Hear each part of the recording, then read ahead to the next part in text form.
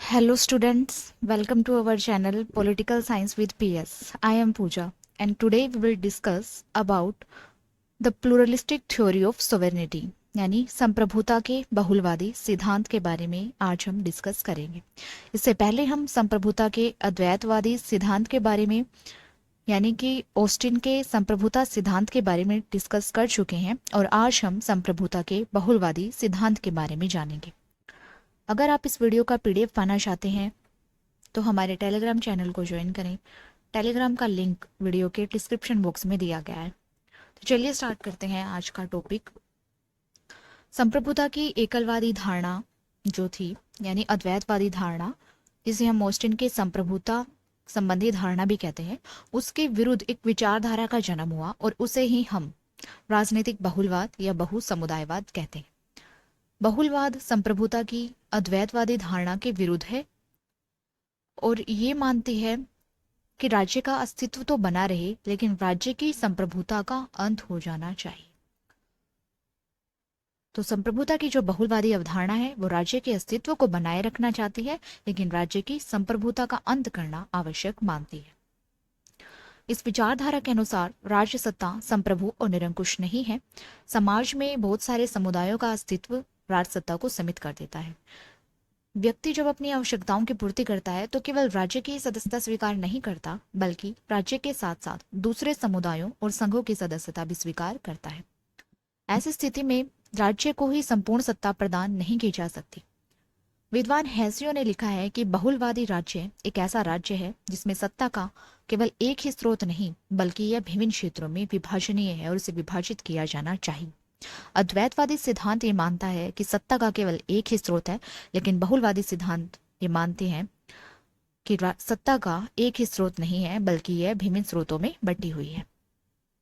बहुलवादी विचारकों में कुछ प्रमुख हैं जिनके नाम है Gierke, Maitland, Figgis, Duguit, Krabbe, Paul Boncour, A D Lindsay, Durkheim, Miss Follett, Ernest Barker, D H Cole और हैरोल्ड लोस्की।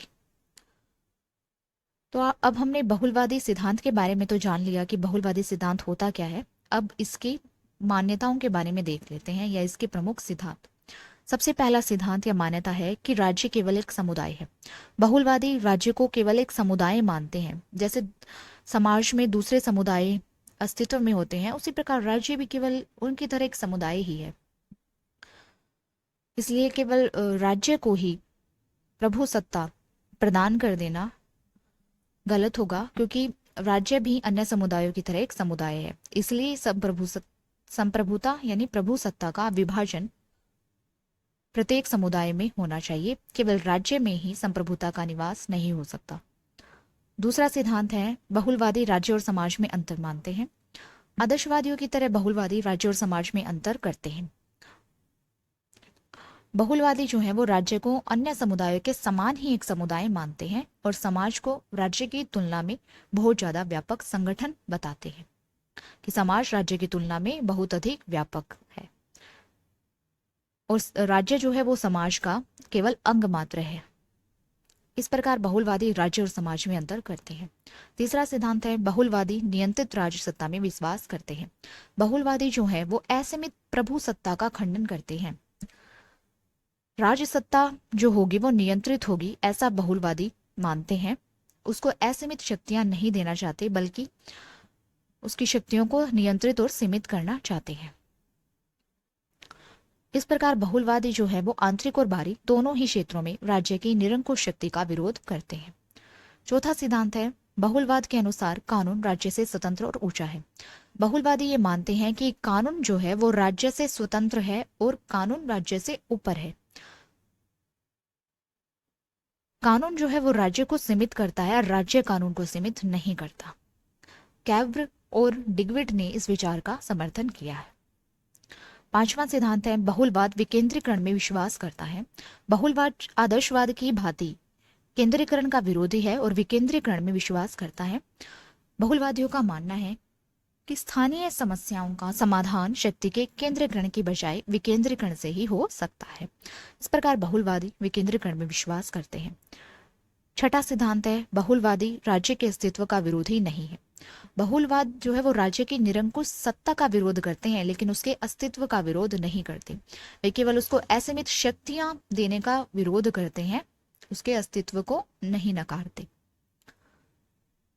7वां सिद्धांत है बहुलवाद एक जनतंत्रात्मक विचारधारा है।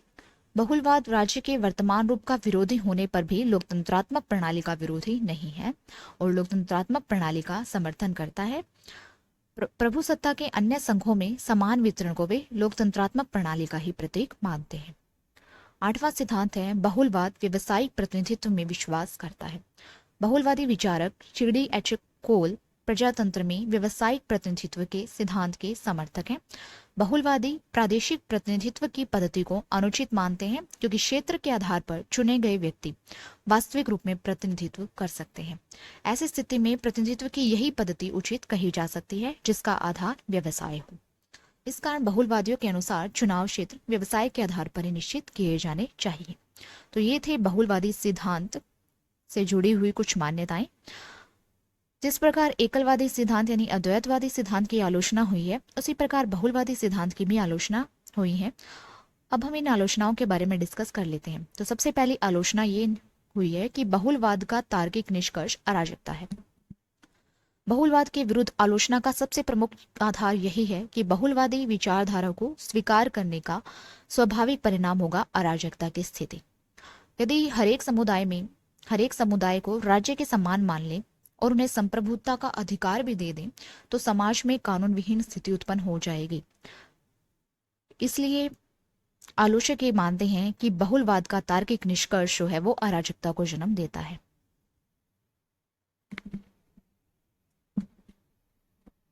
दूसरी आलोचना है बहुलवाद कतिपय भ्रामक धारणाओं पर आधारित है। कुछ भ्रामक धारणाओं पर आधारित है बहुलवादी सिद्धांत। यह समझना गलत है कि प्रत्येक समुदाय का कार्य क्षेत्र एक दूसरे से अलग होता है और मानवीय कार्यों को ऐसे विभागों में बांटा जा सकता है जिनका कि एक दूसरे के साथ कोई संबंध ना हो। समाज के वर्तमान संगठन में विभिन्न हितों और आस्थाओं का पारंपरिक संघर्ष स्वाभाविक है। ऐसी स्थिति में यदि समाज में कोई अंतिम वैधानिक सत्ता ही ना हो तो विभिन्न समुदायों के इस पारस्परिक संघर्ष के कारण अस्वस्थ वातावरण उत्पन्न हो जाएगा जिसमें मानवीय प्रगति लगभग असंभव हो जाएगी। इसलिए बहुलवादियों का यह समझना गलत है कि प्रत्येक समुदाय बिना किसी संघर्ष के साधुवत रूप में अपने कर्तव्यों को निभाता रहेगा।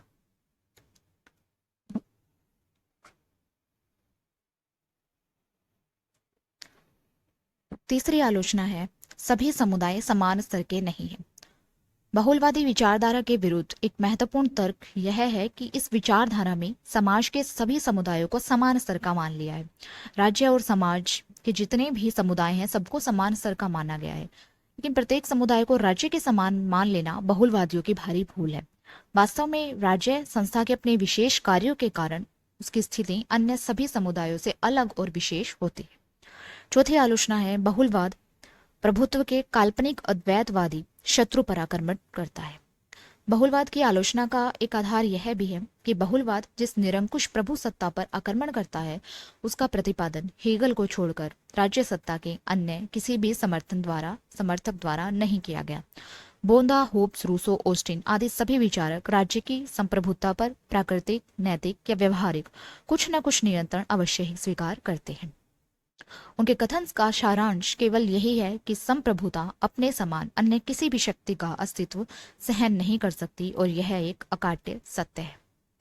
पांचवी आलोचना है बहुलवाद अंतर विरोधाभासों से भरा हुआ है। बहुलवाद के विरुद्ध एक गंभीर बात यह है कि बहुलवादी विचारधारा अंतर विरोधों से भरी पड़ी है। बहुलवादी सैद्धांतिक रूप से तो राज्य की शक्तियों को कम करके उसे अन्य समुदायों के साथ समानता प्रदान करते हैं, किंतु जब वे व्यवहार पर आते हैं तो ये स्वीकार करते हैं कि किसी एक संस्था को संप्रभु बनाए बिना राजनीतिक समाज की कल्पना नहीं की जा सकती। इस प्रकार वे परोक्ष रूप में राजकीय संप्रभुता को स्वीकार कर लेते हैं। यह बात सभी बहुलवादी विचारकों में देखी जा सकती है और इस प्रकार बहुलवादी विचारधारा में अंतर्विरोध पाया जाता है। छठी आलोचना है बहुलवादी व्यवस्था में व्यक्ति स्वतंत्र नहीं होगा। बहुलवादियों की यह भ्रांति है कि अन्य समुदायों पर से राज्य का नियंत्रण हटा लेने पर व्यक्ति को अपने व्यक्तित्व के विकास के लिए स्वतंत्रता का वातावरण उपलब्ध हो जाएगा, लेकिन ऐसी बात नहीं है। जो लोग समुदायों की स्वतंत्रता के नाम पर राज्य के नियंत्रण का विरोध करते हैं, वे अपने हाथ में सत्ता आने पर व्यक्ति के अधिकारों का हनन करने में राज्य से भी आगे बढ़ सकते हैं। मध्य युग में चर्च ने अपने से अलग मत रखने वाले व्यक्तियों का भीषण दमन किया था और ब्रेनी और गैलीलियो को अपने ही देशवासियों के हाथों भीषण यातनाएं सहन करनी पड़ी थी। 7वीं आलोचना है, राज्य संघों का संघ नहीं हो सकता। आलोचकों द्वारा लिंडसे, बार्कर और अन्य बहुलवादियों के इस कथन की आलोचना की गई है कि राज्य जो है वो समुदायों का एक समुदाय है। राज्य और अन्य समुदायों की स्थिति में आधारभूत अंतर है, जबकि अन्य समुदायों का संबंध मनुष्य के किसी विशेष हित के साथ होता है। राज्य का संबंध उनके सर्वमान्य और व्यापक हितों के साथ होता है। इसी कारण राज्य के अतिरिक्त अन्य कोई भी समुदाय मनुष्य के पूर्ण व्यक्तित्व का प्रतीक होने का दावा नहीं कर सकता। 8वीं आलोचना है, बहुलवाद देशभक्ति विरोधी है। प्रभु सत्ता और राज्य के महत्व को कम करने और अपनी विचारधारा में अंतर्राष्ट्रीय होने के कारण बहुलवाद नागरिकों की देशभक्ति की भावना का विरोध करता है, जिसे उचित और व्यवहारिक नहीं कहा जा सकता। राज्य सत्ता के विरुद्ध चाहे कुछ भी क्यों ना कहा जाए और चाहे अंतर्राष्ट्रीय विचारों का कितना ही महत्व माना जाए, इस बात से इनकार नहीं किया जा सकता कि वर्तमान समय के राज्यों में देशभक्ति का अपना स्थान और अपना महत्व है। तो इस प्रकार बहुलवाद की इन तर्कों पर आलोचनाएं की गई हैं। लेकिन इतनी आलोचनाओं के बावजूद भी बहुलवाद का कुछ ना कुछ महत्व अवश्य है। अब हम उस महत्व के बारे में डिस्कस करेंगे। राज्य सत्ता के खंडित स्वरूप और संघों के महत्व का एक अतिरंजित चित्र प्रस्तुत करने पर भी बहुलवादी दर्शन में सत्य का बहुत कुछ अंश है। गैडल के शब्दों में बहुलवाद कठोर और सैद्धांतिक विधानवादिता और ऑस्टिन के संप्रभुता के सिद्धांत के विरुद्ध एक सामयिक और स्वागत योग्य प्रतिक्रिया है। बहुलवाद और राजनीतिक संघों के बढ़ते हुए महत्व पर जोर देता है। इन समुदायों के उचित कार्य क्षेत्र में राज्य के हस्तक्षेप के प्रति सचेत करता है और इस बात का प्रतिपादन करता है कि राज्य के द्वारा न केवल इन समुदायों को मान्यता प्रदान की जानी चाहिए, बल्कि इन समुदायों को अपने कार्य क्षेत्र में बहुत अधिक सीमा तक स्वायत्तता भी प्रदान की जानी चाहिए। वर्तमान समय में मानव जीवन की बहुमुखी आवश्यकताओं को दृष्टि में रखते हुए बहुलवाद के इस विचार को प्रशंसनीय कहा जा सकता है। उचित रूप में बहुलवाद के इस विचार को स्वीकार कर लेने से न केवल व्यक्ति के व्यक्तित्व के विकास में सहायता मिलेगी, बल्कि राज्य की कार्यक्षमता में भी आवश्यक रूप से वृद्धि होगी। इस प्रकार जो बहुलवादी मानते हैं कि प्रत्येक मानव की आवश्यकताएं बहुमुखी हैं, बहुत सारी हैं और इनको पूरा करने के लिए अलग अलग समुदायों की आवश्यकता होती है, इसलिए वो संप्रभुता को अलग अलग समुदायों में विभाजित मानते हैं। इस विचार को प्रशंसनीय कहा जा सकता है। तो ये था बहुलवाद या बहुसमुदायवाद या संप्रभुता के बहुलवादी सिद्धांत के बारे में। आज की क्लास में इतना ही। मिलते हैं नेक्स्ट क्लास में एक नए टॉपिक के साथ। Thank you.